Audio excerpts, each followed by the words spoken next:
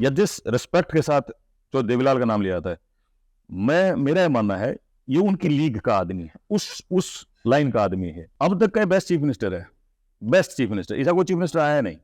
और ये प्रदेश, हरियाणा प्रदेश में जो माननीय मनोहर लाल जी ने कराया है, ये पूरे देश का तरह एक टॉर्च बीरर है। विदेश जाके नौकरी करना, अपने आप को एक्सपोज करना, क्या बुराई हुआ इस बात में? पूरे प्रदेश को एक सोच के, हरियाणा एक, हरियाणवी एक। नमस्ते दोस्तों, आपका एक बार फिर से स्वागत है इस नए वीडियो में। और ये यूट्यूब चैनल आपको पता ही है, इसका नाम है योर मेडल। योर मेडल मतलब कि आपकी achievement, those inspired other societies members. आज हमारे साथ गेस्ट हैं एडवोकेट सुनील शुराण। हम चरखी दादरी में इनके निवास स्थान पे हैं। एक्स सरपंच हैं और शुराण को आपको भी रिप्रेजेंट करते हैं। एडवोकेट सुनील शुराण जी, आपका बहुत बहुत स्वागत है। मंगाल साहब, आपका भी स्वागत है। और मैं तो आभारी हूँ आपका कि आपके इतने बड़े प्लेटफॉर्म पर आपने मेरे को मौका दिया मेरी बात रखने का, मैं अपने विचार आपसे साझा कर सकूं, और मेरे सारे विचार देश और विदेश में, क्योंकि आपका एक्सपोजर भी बहुत घना बड़ा है, मैं पहुंचा सको। तो भाई मैं तो आपका घना आभारी हूँ। नहीं इतनी दूर रोहतक तक चल के आप दादरी आए, यार ये मेरी चर्चा कर रहे हो, मैं आभारी हूँ आपका। नहीं शुराण साहब, देखो सोशल मीडिया एक ऐसा प्लेटफॉर्म है जो फ्री ऑफ कॉस्ट है, और इस पर जितनी हम अच्छी चीजें, अच्छी बातचीत हम डाल सकें तो वो हमारे युवाओं को प्रेरित करेंगी। I do agree with you. तो सबसे पहले तो सुनील जी, मैं शुरुआत करना चाहूँगा कि अभी जो विधानसभा चुनाव का रिजल्ट आया है, उस नतीजे पर हम जरूर चर्चा करना चाहेंगे। इसमें आपकी क्या राय है नतीजों के लिए? मैं सोचता हूँ कि कोई भी चुनाव का जो रिजल्ट है ना, वो सरकार की पॉपुलैरिटी को बताता है। भाई इसने किसा काम करा, किसा नहीं करा। जो गए तो यानी कितना कितना खामी थी, जो वापस आए यानी उन लोगों ने भरोसा कराया है कि इनको वापस आना चाहिए। जैसे मध्य प्रदेश है, आप देखो सन 2000 तक कंटिन्यूस भारतीय जनता पार्टी की बात सरकार रही है, यानी लोग जब ठीक तो काम करो, आपने पसंद करे हैं, फिर तक कंटिन्यू करा दी।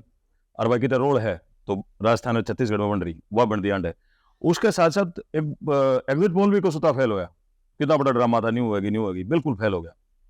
और इसमें एक सबसे बड़ी बात मैं और जरूर साझा करूंगा कि भारतीय जनता पार्टी का प्रधानमंत्री माननीय नरेंद्र मोदी, उसकी नीतियां, उसका काम करने का तरीका, उसकी ईमानदारी, और साथ साथ संगठन, जो लोग बीजेपी से जुड़े हुए हैं, आप कितने जुड़े नहीं मैंने को नहीं आइडिया, मैं बीजेपी से मैं जहां तक जा सकता हूं उतना जुड़ा हुआ हूं।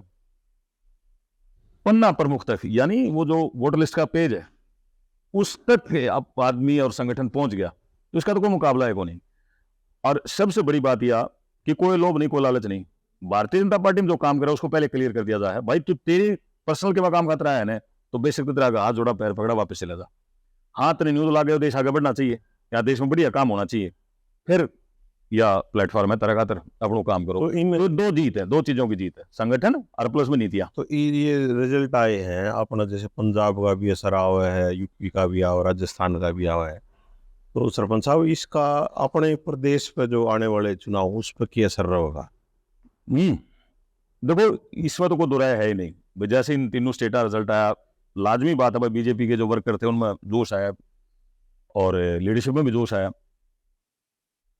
लेकिन इसके साथ साथ जैसे मनोहर लाल प्रदेश के मुख्यमंत्री अब तक का बेस्ट चीफ मिनिस्टर है, बेस्ट चीफ मिनिस्टर, ऐसा कोई चीफ मिनिस्टर आया नहीं।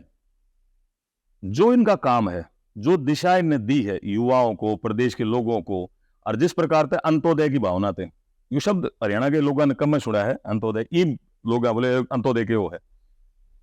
इसका मनोहर लाल जी का ये अप्रोच कि जो प्रदेश का गरीब से गरीब बुद्ध मनुष्य है, जब उसकी हेल्प हो जाएगी ना, तो बाकी हेल्प तो आप पे हो जाएगी। तो ईद तक जो लोग वंचित थे, जिन्हें मतलब जिनको सरकारी योजनाओं का लाभ नहीं मिल पा रहा था, उस तक वह बात पहुंचाई है। और सबसे बड़ी बात, वो जो एक सिस्टम था अपना प्रदेश में, चौटाला रूडा राज में, कि कुछ एक लोग कब्जा करी बैठे रहेगा। मैं उससे बात पर आना चाह रहा था शुराना साहब। मैं उस बात को इस ढंग से कहूँगा कि जो INLD की सरकार थी और उसके बाद कांग्रेस पार्टी की सरकार थी, दोनों अपनी अपनी एक एक पार्टी थी, ये अभी गठबंधन की सरकार थी। तो INLD की सरकार में चंडीगढ़, दिल्ली, सिरसा लोगों को जाना पड़ा था, गाड़ी ठाक आधी रात में हुई, सुबह तड़के सांझ। और कांग्रेस की सरकार में जाना पड़ा करता दिल्ली, जो भी मुख्यमंत्री से मिलता तो कहता वो MP साहब तो और मिलिए। हाँ ठीक बात है। तो उस दौर में और इस दौर में कुछ लोगों को एक्सपीरियंस कैसा है? मतलब उसको मिस कर रहे हैं, वैसा ही चाह रहे हैं, या ये सोच रहे हैं कि छुटकारा मिल गया उन चीजों से। भाई लाजमी है, कुछ तो वह चाह रहे हैं अच्छा। जो भी मलाई चाट रहे थे और वो रोड़ा डाले हैं। और जो सीधा आदमी है, जिसने अपना काम पे काम है, जो कमा के खाना चाहो है, जिसने एक ईमानदार सेटअप चाहिए है, तो फिर मनोरंजन की संख्या ज्यादा है। 100% जब दूसरी बार सरकार आई है, तीसरी फेरा ला रही है। बिल्कुल भाई, आम आदमी की बड़ा बालकन पर डास के है, सही राह दिखा सके है, उन पे पैसा खर्च कर सके है। यूं काका किसने कही थी कि एक शाम और चाहिए भाई, उड्डा नहीं जाओ, फिर उड्डा थोड़े नहीं जाओ, न्यू चोटालाज के गिन के हांडी जाओ, या किसने कही थी? यूं कि तक वो है। और ये प्रदेश, हरियाणा प्रदेश में जो माननीय मनोहर लाल जी ने कराया है, ये पूरे देश का तरह एक टॉर्च बीरर है। Bengal sahib, even I feel some of the times कि ये जो और स्टेट्स हैं, और जैसे the way governance has been done in Haryana, there are many more states they want to follow, they want to learn, and the most important part is the way Manohar Lal worked. He worked very slowly, very cautiously, no pump and show, but he proved himself. His policies reached to the person who need that. He helped the poor, he helped the youth, he helped the women, and it has now been appreciated. Even in the beginning, people like me also used to feel that, yaar, this man has no political experience, he will not be able to tackle all those things. But over a time, he proved himself. And without any pomp and show, that is his best part. His integrity and honesty is an example for rest of Indian politics. जी, आपकी बातों से कितना सहमत है नहीं है और दर्शक तय करेंगे। अभी कुछ दिन पहले इस हरियाणा में दीपेंद्र हुड्डा ने एक रैली करी थी, उसमें कहा कि यहाँ के युवा अपने बूढ़े माँ बापों को छोड़कर विदेश में जा रहे हैं। तो अखबार में पढ़ी तो मैं भी स्वाभाविक था कि एक तरफ तो सरकार जो है हमारी 12वीं के बाद ही कॉलेजों में पासपोर्ट देने लग रही है और हेल्प भी करने लग रही है किसी ने हायर एजुकेशन के लिए अब्रॉड जाना हो। तो दीपेंद्र हुड्डा ने 12वीं तक की शिक्षा रोहतक में करी, बीटेक करी उसने भिवानी, फिर एमटेक करी उसने अमेरिका। तो इस पर टिप्पणी जरूर चाहूंगा मैं। मेरे दिमाग में यह बात आई कि इनके इतने डबल स्टैंडर्ड है पंगाल भाई, इतने घने डबल स्टैंडर्ड हैं, मतलब ये सोचे को नहीं कि तुम क्या कह रहे हो। अर्नियों को सोचा रहे भाई, सारा देश देखने लगा था, हमने क्या करा था, सबने आइडिया लगेगा इस बात का, विदेश जाके नौकरी करना, अपने आप को एक्सपोज करना, क्या बुराई हुआ इस बात में? अगर देखो विदेश जाओ के लिए जाने लग रहे हैं और हायर एजुकेशन डाला है तो और बढ़िया बात है। बाहर से लोग हिंदुस्तान में पढ़ने खाते आते हैं, वो तो आदमी की अपनी सेटअप की बात है भाई, कड़ा सेटअप बैठे, उसका सब्जेक्ट, उसका आगे के फ्यूचर प्लान है, उन सब चीजों पर बात डिपेंड। 12वीं जो करने लग रहे हैं, बाई चांस इस वीडियो ने देख लें तो उन 12वीं वाले बच्चों को आप क्या कहना चाहोगे? हाँ भाई, मैं तो यही बात कहूंगा कि जो तारा मन में है, जो तुम्हारा, और काम भी आपने वो करना चाहिए जिसमें आपका रस आता हो, जिसमें आपका इंटरेस्ट बनता हो, और वो न्यू बाहर जाके पढ़ गई, इंटरेस्ट है तो करो, और गवर्नमेंट तो सपोर्ट कर रही है, मोटा स्टाइफंड और मोटे आपको वो देती है, स्कॉलरशिप देती है, सरकार की नीयत है यार कि भाई हिंदुस्तान का यूथ आगे बढ़े। और फिर हुड्डा जैसे आदमी ने इनकी एम्प्लॉयमेंट और इन सारी बातें बात नहीं करनी चाहिए। वो क्या चांदी की चम्मच मुंह में लेके पैदा हुआ, भूपेंद्र सिंह हुड्डा का छोरा है वो, इस कारण वो एमपी है, उसके अलावा उसकी कोई क्वालिफिकेशन को नहीं, किधर जात पात का उसने फायदा उठा लिया। नहीं तो आप दादरी की इस धरती पर बैठे हो, पूरा दादरी में पंगाल भाई, ये जो क्रशर जोन है, ये माइनिंग का काम है, ये बहुत बड़ी इंडस्ट्री है, या पूरे जिले ने अच्छा रेवेन्यू दे है, और इसके साथ साथ प्रदेश में भी रेवेन्यू जा है। 10 साल भूपेंद्र हुड्डा के राज में ये बेचारे सब लोगों का लो बकवा दिया, चलने नहीं दिया, क्योंकि उसके रिश्तेदार राजस्थान में कितने पहाड़ पुड़ ले रहे थे। और कल भी मैं माइनिंग जोन में किसी मेरे साथी का जा रहा था, वो क्या था, बोला भाई हुड्डा नहीं आना चाहिए, जो यो आ गया तो ये फिर गलड़ा काम फिर करेगा।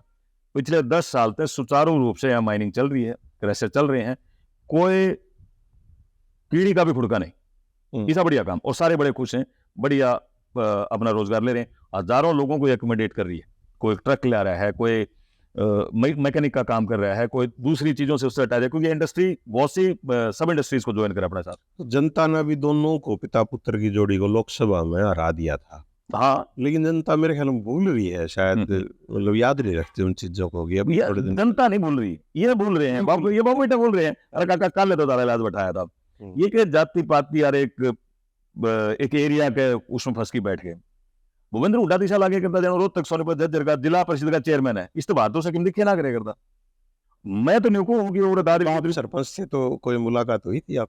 हमारी तो बहुत बढ़िया बढ़िया मुलाकातें हुई थी, क्योंकि बहुत संकीर्ण मानसिकता का, छोटी सोच का आदमी हो, और उरे भी दादरी भी एक मंत्री था इसका, जिसके साथ भी मेरा प्रेम भाव चलता रह करता। तो मेरे तो बहुत मुलाकात हुई थी। एक सांसद जो बीजेपी में है, वो समय कांग्रेस में होया करता है, तो मेरे तो मेल मिलाप होता रहा करता, क्योंकि इनकी नीतियां बहुत तक मारे मारे तरीके की थी। और फिर ये भी मन होया करता कि इसे प्रेशराइज कर लिया। भगवान की दया से अपने में इतना गट्स था कि भाई मुख्यमंत्री था कई बार टक्कर लिया करता। और उसको देखा बहुत वीक मानसिकता का आदमी है। एक छोटे एरिया को डेवलप करके अपना वोट बैंक वहां एस्टेब्लिश करके और आगे की राजनीति करने के चक्कर में अपना परिवार को पालने के तो पर इसकी कोई अप्रोच है को नहीं। लोग हो तो रहे हैं जागरूक धीरे धीरे, और फिर दूसरे के अल्टरनेटिव भी देखते हैं। कई बार अल्टरनेटिव के अभाव में भी उसके गैल होली है। अब जैसे जैसे एक नई दिशा आई है, माननीय मनोहर जी जो एक फेस ऑफ चेंज हुआ है पॉलिटिक्स। ये मैंने पोस्टर देखा आपका इसका कि आपका प्रोग्राम आने वाले दिन में, ये मैं अपना सोशल मीडिया पर वर्क शुरू कर रहा हूँ, और by depth of my heart I feel कि this man is a face of change. जो बदलाव इसने किया है वही मैं कह रहा हूँ, इंटीग्रिटी, ऑनेस्टी, जिस तरह से पूरे प्रदेश को एक सोच के, हरियाणा एक हरियाणवी एक, इस अप्रोच के साथ जो माननीय मनोहर ने काम कराया है। कदे कदे मैं ऐसा सोचता हूँ कि यह चीज जो आम आदमी तक जिस तरह पहुंचनी चाहिए थी, आज लोग जिस तरह चौधरी बंसीलाल का नाम विकास पुरुष के नाम पर लिए हैं, या जिस रिस्पेक्ट के साथ चौधरी देवीलाल का नाम लिया जाता है, मेरा यह मानना है ये उनकी लीग का आदमी है, उस लाइन का आदमी है। कहीं ना कहीं 21 है, और यह गांव में यह बात पहुंचनी चाहिए, लोगों तक यह बात जानी चाहिए। मोस्टली यूट्यूब पे वीडियो देखे हैं कि सत्ता के विरुद्ध ही लोगों के इंटरव्यू करी जहाँ गए। सत्ता तो लोगों ने चुन रखी, 2 बार चुन रखी, तो उस तरह के वीडियो को कम लोग, हाँ ये वाकम देखे हैं, ये बनाव भी कम है, इसका कि वो ये कारण है क्योंकि देखा कम है, इसलिए बनाव कम है। एक मैं न्यू फील करूँ पंगाड़ भाई कि मनोहर लाल जी के साथ 2 लेवल पर अन्याय हुआ। एक तो जो बेनिफिशियरी है, जिन्हें फायदा मिल रहा है, वो भी कम वोकल है, उसे खड़ा होकर ज्यादा बोलना चाहिए। और दूसरा हमारे संगठन के लेवल पर, संगठन में कुछ व्यक्ति न्यू महसूस कर गए कि भाई जिस तरह पहली चाले कर दी, न्यू तारी उसी डाल के चालनी चाहिए। पूरे तो उसी चाले को नहीं, पूरे तो नहीं हो गया भाई, अपना काम करे। तू नहीं सोचा भाई एसपीडीसी तेरे दरवाजे पर खड़ा रहेगा ना, इन नैन का करण दे, तू तेरा कर ले। गलत तो ये करना हो तो इनको इलाज हो जाएगा, और गलत तू करेगा तो तेरा भी हो जाएगा। तो इस चक्कर में कि वो भी कम वोकल है।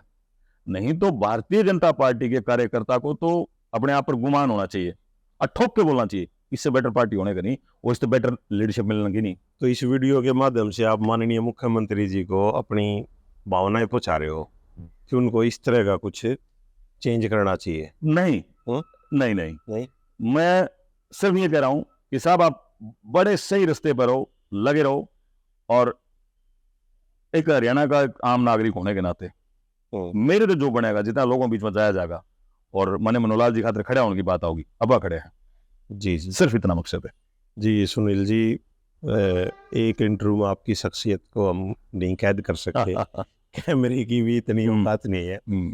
तो आपने जो कीमती समय दिया उसके लिए बहुत बहुत धन्यवाद, और आने वाले टाइम में भी हम आपसे खेल, कला व संस्कृति, राजनीति पर प्रतिक्रियाएं लेते रहेंगे। Thank you.